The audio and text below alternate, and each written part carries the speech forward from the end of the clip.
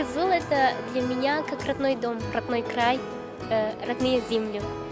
Кызыл – это для меня место, где можно быть самим собой. Это мой город. Его строил мой прадед.